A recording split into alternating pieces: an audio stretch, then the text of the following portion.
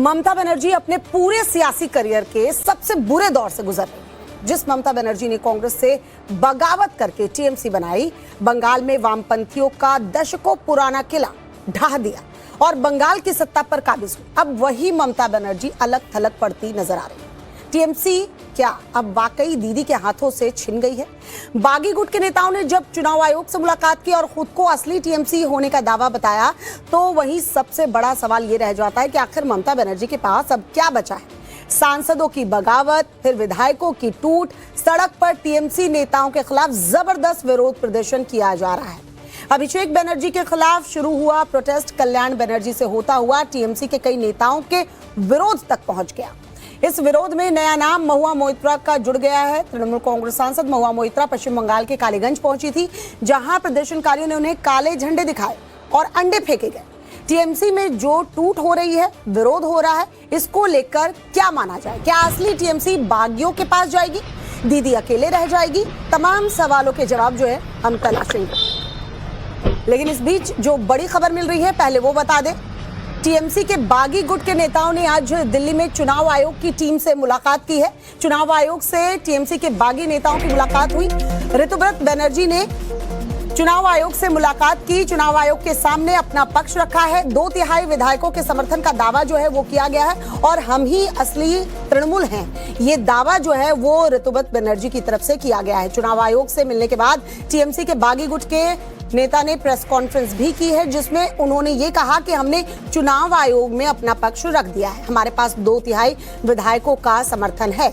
ऋतुव्रत बनर्जी ने कहा है कि हमने चुनाव आयोग को सभी संबंधित कागज और दस्तावेज सौंप दिए हैं। चुनाव आयोग ने जल्द जवाब देने का भरोसा भी दिया है। हम असली तृणमूल हैं, ये बात उनकी तरफ से कही गई है। वहीं चुनाव आयोग से मुलाकात के बाद ऋतुव्रत बनर्जी ने कहा कि 22 जून को कोलकाता में हमारे डेलीगेशन की एक बैठक हुई थी, उसमें नेशनल कमेटी चुन ली गई। इसके बाद 23 जून को चुनाव आयोग को इस बारे में जानकारी दी गई, सूचना दी गई। चुनाव आयोग से ये मांग की गई थी कि हमको मिलने का मौका उनसे दिया जाए। ऑल इंडिया तृणमूल कांग्रेस के 2/3 से ज्यादा विधायक जो है हमारे साथ हैं, पार्षद और जिला परिषद सदस्य सब हमारे साथ हैं और हम ही असली टीएमसी हैं। 22 तारीख जून महीने में कलकत्ता में जो हमारा डेलीगेट सेशन हुआ, उस डेलीगेट सेशन से All India Trinamool Congress committee, national working committee चुने गए और Arup Roy, veteran politician, multiple times MLA and former minister, cabinet minister, उनको पार्टी का चेयरपर्सन चुना गया। तो जैसे ही हमारा ये डेलीगेट सेशन हुआ, स्पेशल सेशन, हम तुरंत इलेक्शन कमीशन को हमारा जो 23 तारीख की हम लोग हमारा जो बात है वो जमा किए थे और इलेक्शन कमीशन से गुजारिश किए थे कि हम लोग जितना डेलीगेशन वो लोग अलाउ करेंगे, 5 होगा 5 से ज़्यादा होगा उससे ज़्यादा, हम लोग आएंगे और फिजिकली फुल बेंच को मीट करना चाहते हैं। हम लोग इलेक्शन कमीशन को धन्यवाद देंगे कि आज इलेक्शन कमीशन का फुल बेंच उन लोगों से हम लोगों का मिलने का मौका मिला। हम लोग ऑल इंडिया तृणमूल कांग्रेस है, मेजॉरिटी 2/3 से भी ज्यादा majority MLAs are with us, corporators are with us, municipality का जो काउंसिलर से हम लोगों के साथ है, जिला परिषद का मेंबर, जिला परिषद का अध्यक्ष, ये लोग हमारे साथ है। तो मांग का कोई सवाल नहीं है, यही प्रोसेस है। जब भी कोई पार्टी का कोई ऐसा सेशन होता है, कॉन्फ्रेंस होता है, कांग्रेस होता है, तो यही सिस्टम है कि तुरंत इलेक्शन कमीशन को इत्तला करना चाहिए। तो 22 तारीख हम लोग मिले, 23 तारीख की हम लोग यहाँ हमारा रिप्रेजेंटेशन भेज के जमा किए थे हमारा चिट्ठी, और तभी ये उन लोगों से गुजारिश किए थे कि पूरी बेंच अगर हम लोगों को एक अपॉइंटमेंट देगा बहुत बढ़िया होगा। तो हम लोग शुक्रगुजार है, पूरी बेंच हम लोगों से मिले हैं और मिलने के बाद हम लोग अपना बात रखे हैं और उम्मीद करते हैं जल्द से जल्द election commission they have said they will examine and will get back to us. TMC में बागियों की बगावत के बाद सवाल यही है कि आखिरकार ममता बनर्जी के पास अब बचा क्या है? क्या वाकई टीएमसी अब दीदी के हाथ से निकल गई है? आइए जल्दी से आपको समझाते हैं आखिर टीएमसी कब कब टूटी और दीदी के पास बचा क्या। विधानसभा में टीएमसी के 80 विधायक थे। 3 जून को 58 विधायकों ने अलग गुट बना लिया। लोकसभा की बात करें 2024 में टीएमसी के 28 सांसद हैं। 8 जून को 20 सांसदों ने एनडीए को समर्थन दे दिया। राज्यसभा में टीएमसी के 13 सांसद थे। अब तक 4 सांसदों ने इस्तीफा वहां भी दे दिया है। टीएमसी के बागी गुट ने इलेक्शन कमीशन से मुलाकात की है और अपनी बात को वहां रखा है। 10 सदस्यीय दल ने चुनाव आयोग से मुलाकात के बाद अपनी बात को रखा उनके सामने। बागी गुट के नेताओं का यह भी कहना है कि हमें जो कहना था वो हमने चुनाव आयोग को बता दिया है, उन्होंने उसे नोट भी कर लिया है। बाद में वो हमें स्थिति के बारे में जानकारी देंगे।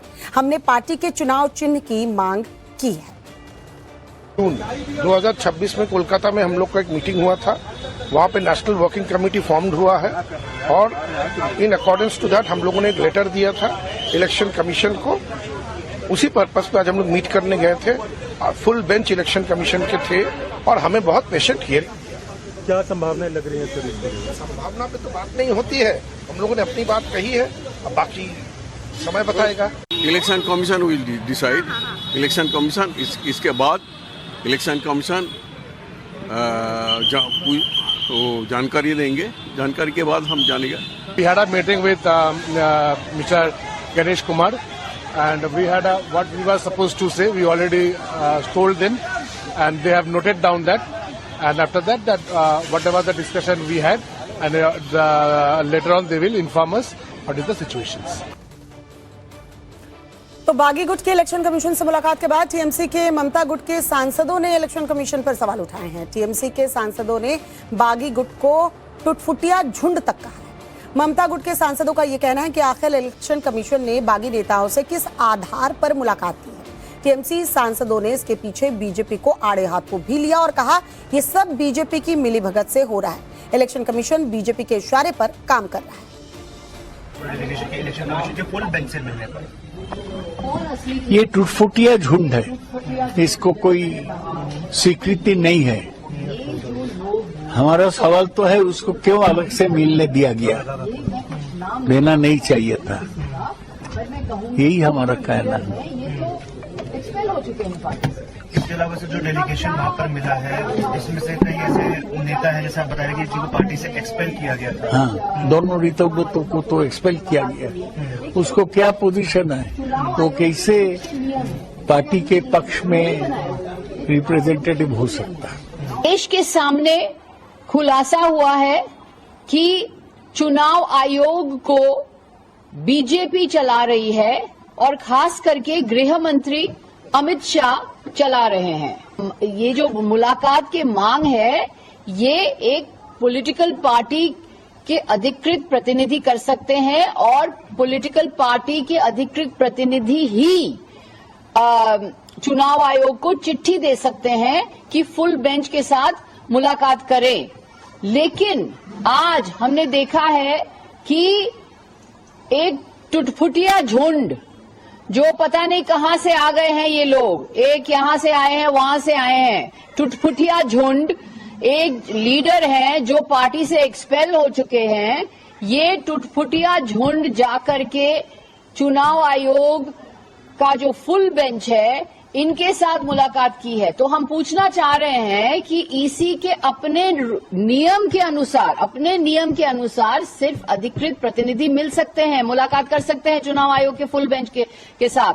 तो ये टुटफुटिया झुंड जो नोवोटेल होटल में बना हुआ है, कोई यहां वहां से लोग आकर के एक झुंड बनाए हैं, ये झुंड कैसे इनके साथ चुनाव आयोग का फुल बेंच किस बुनियाद से इस चुटपुटिया झुंड के साथ मुलाकात की है। पश्चिम बंगाल में चुनावी नतीजों के 1 महीने भी नहीं बीते थे, टीएमसी में बगावत दिखने लगी और आखिरकार सांसदों और विधायकों ने खुलकर तेवर अपने दिखा दिए। ऐसे में सवाल ये उठ रहा है कि आखिर क्या वजह थी जो चुनाव हारते ही टीएमसी टूट गई। चलिए इसे आपको समझाने की कोशिश करते हैं। दरअसल विधानसभा में करारी हार हुई। हार के बाद पार्टी नेतृत्व पर सवाल उठने लगे। हार के लिए कई नेताओं ने संगठन को जिम्मेदार ठहराया। अभिषेक के खिलाफ बगावत देखने को मिली। अभिषेक के नेतृत्व पर बागियों ने सवाल खड़े किए। कुछ नेताओं को लगता है कि पार्टी में एक गुट जो है वो हावी है। नेता प्रतिपक्ष पर भी विवाद हुआ। नेता प्रतिपक्ष के नाम को लेकर तकरार बढ़ गई। ममता और बागी गुट ने अलग अलग नाम दिए। सिग्नेचर कांड से और ज्यादा जो झगड़ा है वो बढ़ता चला गया। कथित फर्जी हस्ताक्षर के विवाद से झगड़ा और ज्यादा बढ़ा है। पार्टी की अंदरूनी लड़ाई राजनीति संकट में बदल गई। असंतोष और गुटबाजी विधायकों और सांसदों में लंबे वक्त से था। असंतोष और चुनाव में हार के बाद खुलकर जो है बगावत अब इनकी सामने आ गई है। तो क्या वाकई में नकली टीएमसी असली टीएमसी की ये लड़ाई में जीत किसकी होगी, ये देखने वाली बात होगी। इस पर बातचीत करने के लिए हमारे साथ इस वक्त जो मेहमान जुड़े हैं उनसे आपको इंट्रोड्यूस करा दूं।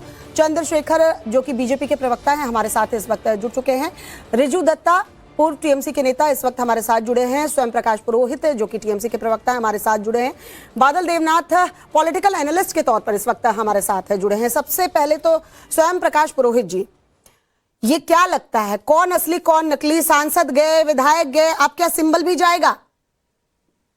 नहीं, देखिए, सबसे पहले तो भारतीय जनता पार्टी अपनी शक्ति का जो दुरुपयोग करके, जहां पे विशेषकर पश्चिम बंगाल में राजनीतिक हिंसा जो की जा रही है, कल जो हमारी नेत्री महुआ मोइत्रा के साथ जो हुआ, ऐसा गली गली के अंदर में भारतीय जनता पार्टी के लोग, कार्यकर्ता, बजरंग दल के कार्यकर्ता इसके अंदर में उतर के, और पुलिस, जो लोग कल तक बोलते थे, भारतीय जनता पार्टी के प्रवक्ता और नेता लोग बोले करते थे कि पुलिस जो है वो सरकार की कठपुतली बनी हुई है, वो अभी पुलिस मुख दर्शक बन के खड़ी है। मिलिट्री फोर्सेस खड़ी है, सीआरपीएफ के जवान खड़े हैं, वो खड़े हैं वहां पर, और महिला को मारा जा रहा है। ये कैसा पश्चिम बंगाल देख रहा है? मणिपुर बना रहे क्या? बंगाल को मणिपुर बनाना चाहते हैं। रही बात आपने जो टीएमसी में क्यों टूट पड़ी, किसके खिलाफ बगावत, देखिए, पार्टी का एक घड़ा अगर अलग होना चाहता है हो सकता है, उसमें क्या दिक्कत है। रही बात सिंबल की, तो इलेक्शन कमीशन ऑफ इंडिया को यह संज्ञान लेना चाहिए था, और जो लोग ऋतुव्रतों गए हैं, 27 लाख लोगों के एसआईआर के माध्यम से नाम काटे गए। उस नाम काटने के बारे में ऋतुव्रतों का जो मुंह है वो कुछ नहीं बोलता है। उनको चाहिए मलाई चाटनी है। मलाई क्या है कि हमको भालो तृणमूल सजना है, अच्छे लोग हैं हम लोग तृणमूल के, ये सजाना है। ये सजा करके उसमें फिराद हकीम भी है, सुदीप बंदोपाध्याय जैसे लोग भी हैं, ऐसे ऐसे नेता है जिनके बारे में मैं नहीं कह सकता हूं।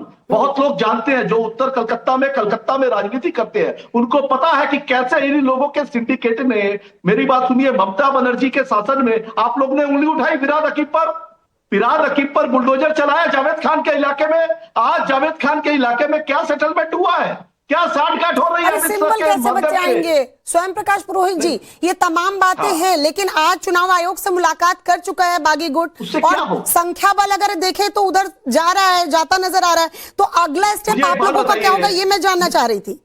नहीं, हमारा क्या होगा आप मुझे बताइए ना। अगर कोई बोलेगा हावड़ा पुल राजस्थान के बीकानेर शहर में है, तो आपको मानना है तो मान लीजिए। ममता बनर्जी छाड़ा तृणमूल, मतलब आप लोगों ने इस पर अभी कुछ सोचा ही नहीं है, कोई एक्शन प्लान नहीं है। रिजू दत्ता, आप लोग स्वार्थी हो गए हैं, ये आरोप लगा रहे हैं।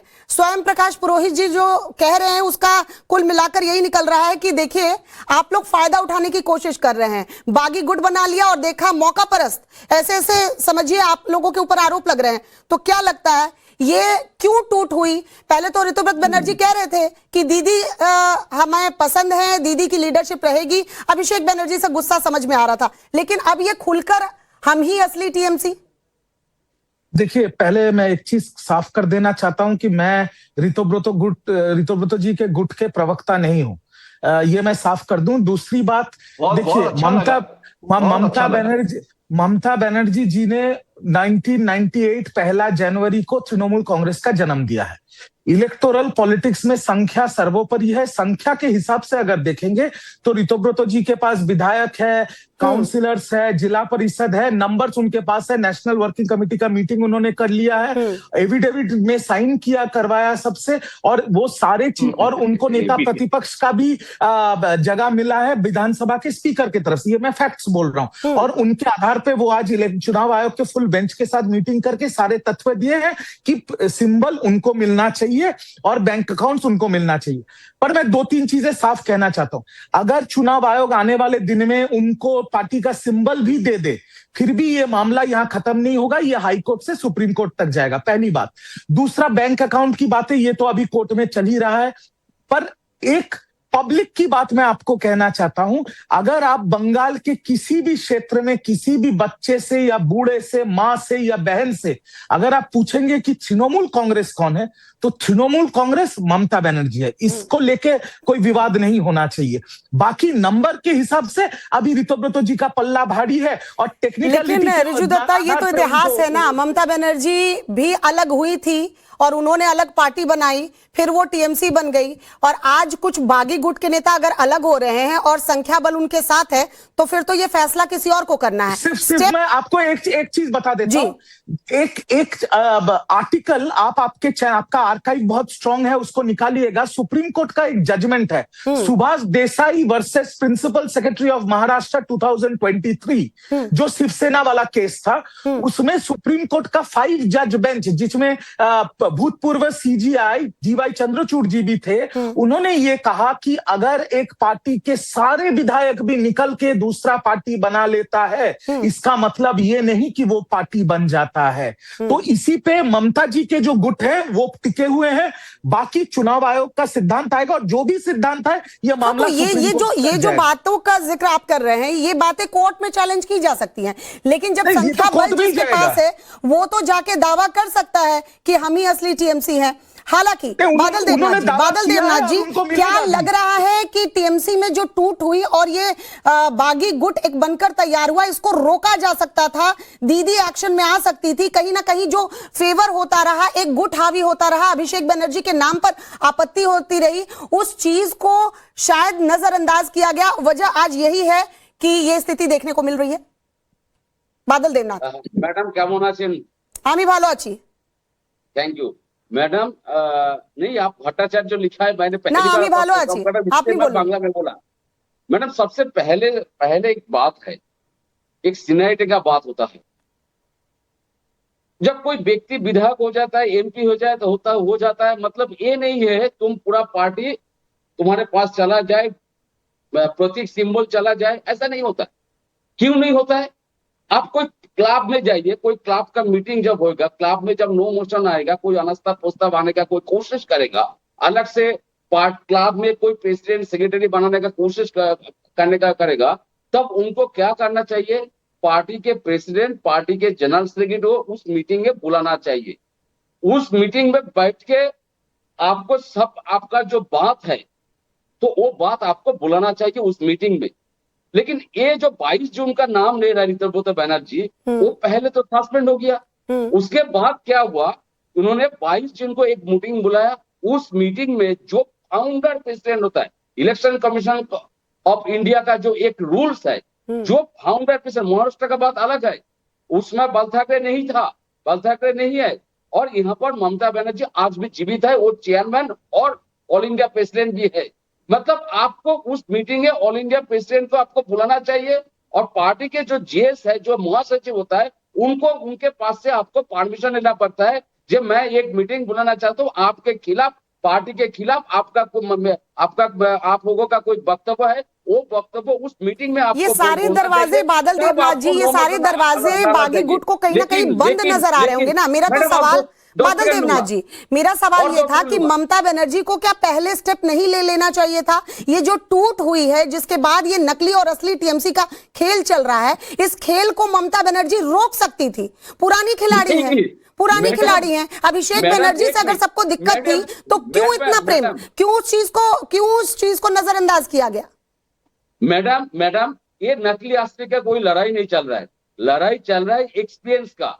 मतलब जिसके पास एक्सपीरियंस नहीं है वो जूनियर है, अभी भी पॉलिटिक्स में बहुत ही जूनियर है।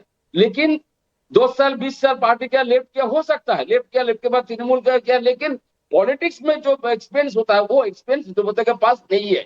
ममता बनर्जी भी जूनियर थी बादल देवनाथ जी, ममता बनर्जी भी जूनियर हुआ करती थी। लेफ्ट की सत्ता को जब उखाड़ फेंका था, तो लेफ्ट के शासन को उखाड़ने वाली ममता बनर्जी, उन्होंने राजनीति कहां से सीखी बादल देवनाथ जी, आप भी जानते हैं। बहरहाल नहीं, बादल देवनाथ जी, मेरा सवाल जो था आप उसका जवाब नहीं दे पा रहे कि ममता बनर्जी को जब एक्शन लेना चाहिए था ये बागी गुट बनने से पहले, तो क्या उस वक्त ममता बनर्जी एक्शन में नजर नहीं आई? क्या अभिषेक बनर्जी को लेकर जितनी सारी बातें चल रही थी, नाराजगी थी, उस नाराजगी को उन्होंने अटेंड नहीं किया, सुना नहीं, नजरअंदाज किया गया। ये स्थिति आज क्यों बनी, वो भी ममता बनर्जी की, जो दीदी जानी जाती हैं, जुझारू हैं और वो ग्राउंड से जुड़ी रही हैं। बावजूद इसके ये हाल है तो वाकई में सवाल बनते हैं। अब मैं आना चाहूंगी चंद्रशेखर जी के पास। चंद्रशेखर जी, सारी साजिश का आरोप जो है वो बीजेपी के ऊपर है। ये जो अंडे फेंकने वाला एक्शन है, ये समझ में नहीं आ रहा, ये जनता का आक्रोश है या सुनियोजित तरीके से आप लोग करवा रहे हैं? ये मैं नहीं, महुआ मोइत्रा कह रही हैं। देखिए, महुआ मोइत्रा के बारे में उनकी क्रेडिबिलिटी क्या है? जिन्होंने संसद में पैसे लेके व्यापारी से संसद की गरिमा भंग की हो, वो न्याय की उम्मीद करती हैं। और सबसे पहले मैं आपके चैनल में बता दूं, जिस पार्टी का उदय ही दूसरी पार्टी का नुकसान करके हुआ हो, वो पार्टी क्या बात करती है नैतिकता की? और अभी बादल देवनाथ जी एक बात कह रहे थे, अरे लॉ एंड ऑर्डर नहीं है क्या बंगाल में? यहाँ पे कि लॉ एंड ऑर्डर खत्म कर दिया है क्या? मैं इनसे इन चारों से पूछना चाहता हूँ, चाटुकारिता की सीमा होती है। अभिषेक बनर्जी कौन सा योग्य व्यक्ति है जिसके मोह भंग में ममता बनर्जी अभी बनी हुई है? राज्य को आपने गिरवी रख दिया है, अभिषेक राज्य को गिरवी रख दिया है गुजराती मुद्दों के हाथ में। आपने गुजरात पार्टी के लोगों को सुन लीजिए, विश्वनाथ अग्रवाल अभिषेक पसंद नहीं है और दीदी को अभिषेक पसंद है। आपने देखिए इतनी घटनाएं होने के बाद भारतीय जनता पार्टी के गुंडों द्वारा समय में नहीं बोला, कितने लोगों को हिरासत में दिया गया है। लॉ एंड ऑर्डर अपना काम नहीं करेगा क्या? कानून किस लिए बना है? कानून किसके लिए बना है? मुझे मेरी बात सुनने दीजिए। यहाँ की पढ़ी लिखी जनता है, ये गुंडा क्या दिखाने के लिए लाए हो कि तृणमूल? चंद्रशेखर जी, एक मिनट। स्वयं प्रकाश पुरोहित जी, ये दर्द समझ में आता है, ये दर्द समझ में आता है। आज जो पार्टी की स्थिति हो चुकी है ना, उसमें आपका ये दर्द समझ में आता है, लेकिन चंद्रशेखर जी अपनी बात रख रहे हैं। अगर साजिश का आरोप लगा रहे तो सुन तो लीजिए। लेकिन चंद्रशेखर जी, एक पॉइंट तो स्वयं प्रकाश पुरोहित जी ने सही बोली, लॉ एंड ऑर्डर हम बंगाल को सुधार देंगे, क्योंकि उस वक्त कहा जाता था दीदी का शासन है, जंगल राज चल रहा है। लेकिन इस वक्त अगर सांसद के ऊपर अंडे फेंके जाएं, वो भी महिला सांसद के ऊपर, तो वो भी बंगाल में, तो सवाल तो उठेंगे ना सर। हाई कोर्ट कह रहा है ये ऐसा नहीं होना चाहिए, तो पुलिस क्या कर रही है? खड़ी थी वहां, वीडियो में दिख रही है, पुलिस खड़ी है। और ये जो जनता है उनका आक्रोश है, पुलिस कुछ कर नहीं रही है। आप लोगों ने बोल रखा है कि हाथ पर हाथ धरे बैठे रहो, या कुछ एक्शन भी लेना होता है पुलिस को? चंद्रशेखर जी, श्वेता जी, आपने जिस लॉ एंड ऑर्डर की बात, 15 साल ये शासन था। आज की बात करो ना यार, क्या बात करो? अरे जनता ने हमें कहा था, यही पुलिस थी। की बात करो ना भाई। आज मैं कह रहा हूं ममता बनर्जी हमारे नहीं, तो आप क्या कहना चाहते हैं चंद्रशेखर जी? ये अंडे फेंकने सही है, इस एक्शन को आप जस्टिफाई कर रहे हैं चंद्रशेखर जी? चंद्रशेखर जी, क्या अंडे फेंकने सही हैं? और बीजेपी के राज में किसी भी सांसद को, किसी भी विधायक के ऊपर इस तरह से हमला किया जा सकता है क्या? क्या आप ये मैसेज जनता के बीच में देना चाह रहे हैं? जनता का आक्रोश है, जिन्होंने अंडर का काम किया है उनको फूल नहीं बरसाए जा सकते। ये जनता ये कहीं वो जेपी नड्डा के साथ जो कुछ हुआ था बंगाल में, उसका बदला तो नहीं लिया जा रहा है? नहीं, वो समझिए, उस समय नहीं था, समझ आती तृणमूल कांग्रेस को। स्वयं प्रकाश पुरोहित जी, जेपी नड्डा के साथ हुआ था, तब भी स्टेटमेंट कुछ ऐसा ही आया था। जेपी नड्डा जी पर जो हमला हुआ था, उस हमले की इन्होंने एनआईए जांच वगैरह भी की है। जिनको दोषी है गिरफ्तार किया, इस पे भी करिए ना, करिए। कौन मना कर रहा है? दोषियों को गिरफ्तार करके केंद्र जेल में डालिए। आप भारतीय जनता पार्टी में ले रहे हैं, टीवी चैनल में रुपया लेने वालों को मुख्यमंत्री बना रहे हो और ज्ञान देते हो टीवी चैनल में बैठ करके। मुझे बताइए, फिरहाद हकीम जिसका डायरेक्ट कनेक्शन था, रिजू दत्ता कुछ ऐड ऑन करना चाह रहे हैं, कुछ कहना चाह रहे हैं? देखिए मैं खत्म, चिल्ला चिल्ली खत्म हो जाए तो मैं बोलूं। देखिए, मैं सिर्फ स्वयं प्रकाश पुरोहित जी शांत हो जाइए। रिजू दत्ता, मैं सिर्फ इतना कहना चाहता, अरे यार, हाँ, थैंक यू श्वेता जी। मैं सिर्फ इतना कहना चाहता हूं कि बंगाल में महुआ जी एक महिला सांसद के साथ जो हुआ है वो किसी सभ्य समाज में नहीं हो सकता, बिल्कुल नहीं होना चाहिए। आज जब मैं तृणमूल का प्रवक्ता था, तब मैं टीवी पे आके और आपके चैनल पे भी आके जेपी नड्डा जी के ऊपर जब पथराव हुए थे, तब मैंने कहा था ये जन आक्रोश है। और यही घूम के अभी यहाँ पर हो रहा है। तो मैं सिर्फ इतना ही करूं, आप मान रहे रिजु दत्ता जी? नहीं, ये बात होती है, ये बात होती है कि अपने साथ जब बीतता है तो वो जनाक्रोश हो जाता है उस वक्त अपने शासनकाल में और दूसरे के शासनकाल में। हालांकि ये कहीं से भी जस्टिफाइड नहीं है। चंद्रशेखर जी, अगर हाईकोर्ट को ये कहना पड़ रहा है कि सुरक्षा देनी चाहिए, इस तरह की स्थिति ना बने, तो यहाँ देखना होगा, क्योंकि आप लोग एक संदेश दे रहे हैं, आपकी सत्ता भी नई आई है, तो ये लॉ एंड ऑर्डर सुधारने का काम करना होगा। चलिए, वक्त इतना ही था। आप लोगों का बहुत बहुत शुक्रिया।